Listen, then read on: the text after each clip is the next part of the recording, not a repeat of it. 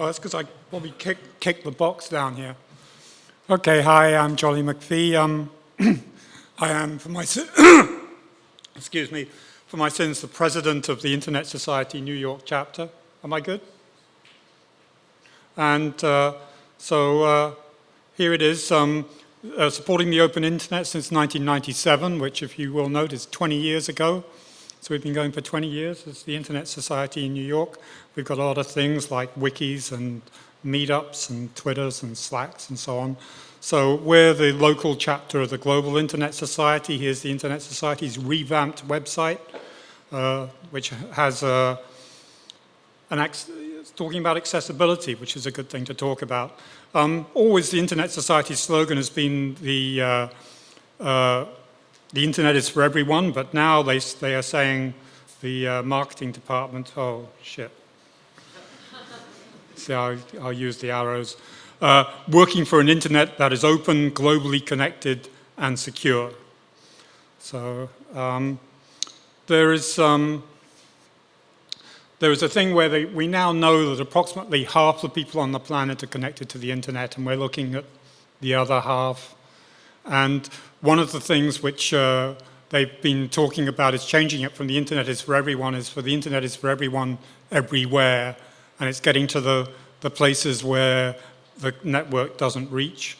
Here we're going back to, like I was going to say, the Internet Society is like 25 years old, and here we have some of the founders of the internet, which is Jon Postel, Dave Crocker, of the Internet Society, and Vint Cerf. Can you see anything wrong with this picture?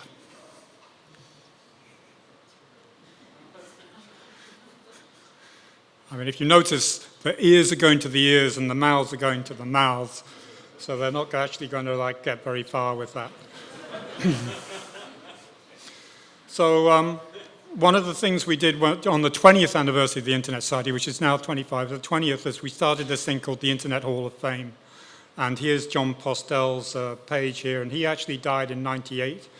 And how many people know who Jon Postel was? A few of you. He used to basically run, the structure of the internet out of his garage. He ran the DNS. He invented SMTP. And so, if you wanted to have a top-level domain, you had to talk to him, and he would stick it on his computer in his garage, and that was the way you got a top-level domain. So he's just one of a bunch of inductees. We just had the 2017 inductees, and you see that we break them down into global connectors and innovators. And going back to Meehan's talk on Friday, when he was talking about how, with the current NSF wins thing, that that the people who originally did it were not all just the people in the Defense Department or government. They were just like hackers and people who just put stuff together. And I just did the captions for all these transcriptions for all these things, so I went through them at some detail, and there's fascinating stories of people like Nabil Boukhalid, who is the guy who hooked up Lebanon to the internet. And I didn't know this, that they didn't get on till 2000. There was no internet in Lebanon till 2002 or something, that because of the civil war and the problems and everything. And even when he went there, they formed this sort of Internet Society chapter that got so big that the government, who had been trying to control it, just had to let them get on with it and do stuff. Ira Fuchs, he did BitNet. Now, how many people have heard of BitNet? Well done. And so BitNet was, they had the ARPANET, which was just a very limited thing. So he figured out that they'd like to do the same thing for other people. So he set up a sort of alternative network, packet-based network, that became a huge thing. If you go to the Internet Hall of Fame, you have these people's acceptance speeches where they talk about what they did, and they're fascinating. Every single one of them is fascinating. Shigeki brought the internet to Japan, etc., etc. These are the guys that connected. And then you have these innovators here. Alan Emtage. How many of you have heard of him? He's from Barbados, Caribbean guy. He invented search engines. He invented this thing called Archie that was the first search engine. he talks about having a conversation with Vint Cerf, should he patent it or should he let it go? And he said, well, I just wanted people to get on with it, so he didn't, he could be worth a lot of money now if he'd done that. Women here, Yvonne Marie Andres, who started the thing called SchoolNet. That was a network that, using Apple IIs, it was a store and forward network that hooked together a whole load of schools. And so it was, they just, overnight, it would phone the next school, pass the message on, and each school would phone the next school and pass the message on. And so they made a sort of network like that. Incredible. Tracy LeKay Parker wrote the Internet Handbook in 92, which everybody learned to use.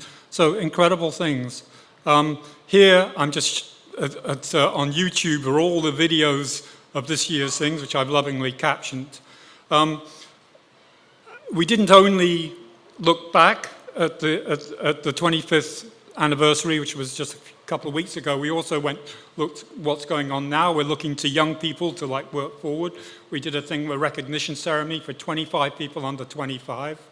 And I actually have to just go here. So yeah, here's the awardees. Adam Galloway of the United Kingdom, a guy from Cameroon, Aka from Cameroon, Akshay from India, Alec Foster. Anyway, so all these people. So it's a thing where we're really looking for young people to get involved. And in fact, there is a thing now where we actually have a youth special interest group, and this is run out of Latin America. I think it's basically based in Mexico, in Guadalajara, and they're, I don't really know too much about it because you've got to be under 25 to get in. So I'm way past that. So and it's got an obscure URL here, obdjuv.org, and getting back onto my slides, which are here. So the other thing we did was spent a year and a half practically working on this report about having got to where we are now, where do we go next, and looking for the next 25 years. And there's a thing here where you've got a lot of people talking about, the way to the future. This is a big report. One of the parts of this that I actually brought this guy, Olaf Kalkman, who is our Chief Internet Technology Officer, to New York to the cybersecurity conference to speak about the future of trust. And it was a very interesting talk. And this guy is not that optimistic. And he complains to me that the other people in the Internet Society, they have lots of good news. Oh, we just hooked up, this village here or this country here. What a great news. And he's like, he doesn't have a lot of good news to report. How many of you know about the KSK rollover being postponed?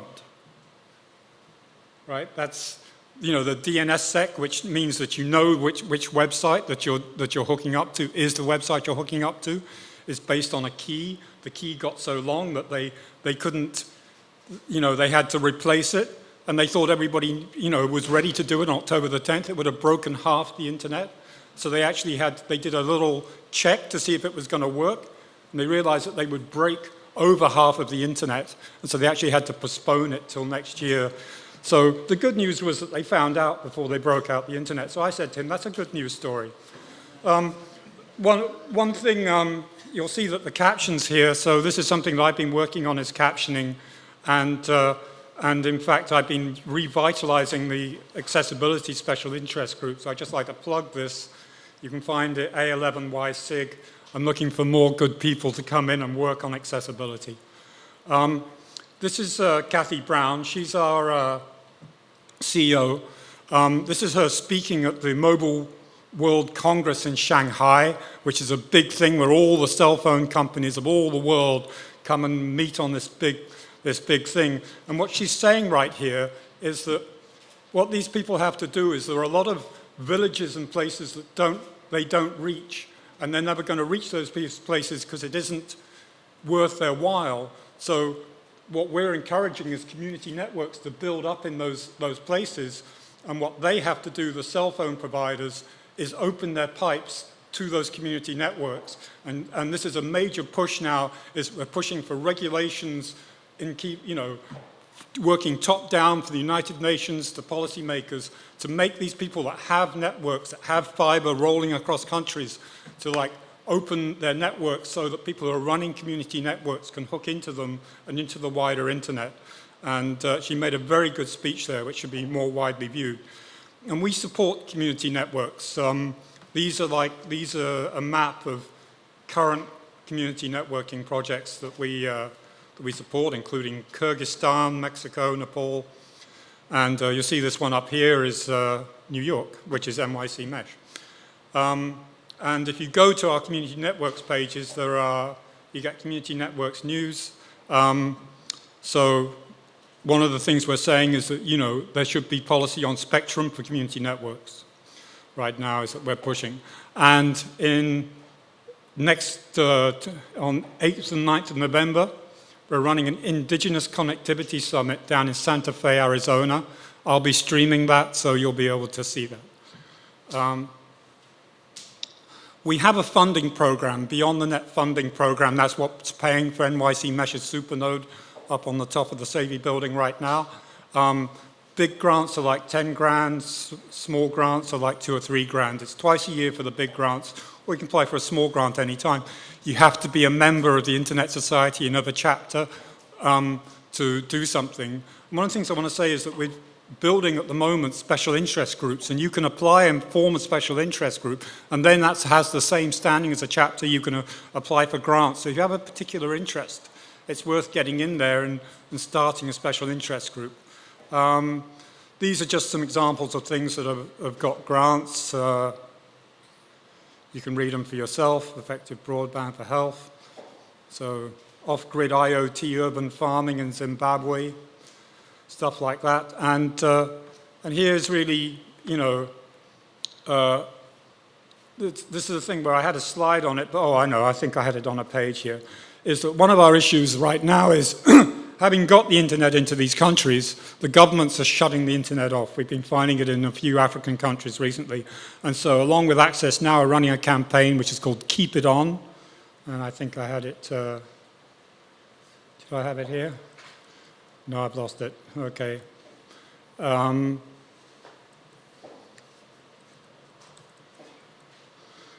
hashtag Keep It On. Here, what I was saying, you can start a special interest group. We've joined a SIG. We've now got a blockchain special interest group. I'm doing the accessibility one. There's the youth one. There's an interplanetary one of delay-tolerant networking, which is VintSurf. And obviously, you can join. It becomes free.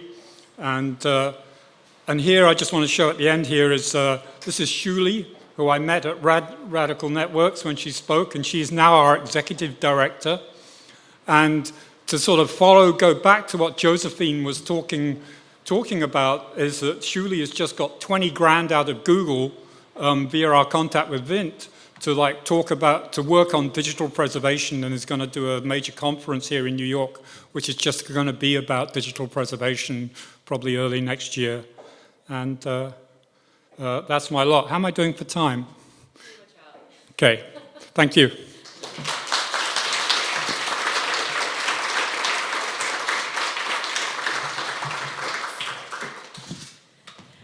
Thank you, and I also just want to thank Joly again and the Internet Society for doing the live stream for us this year, as they've done every year. So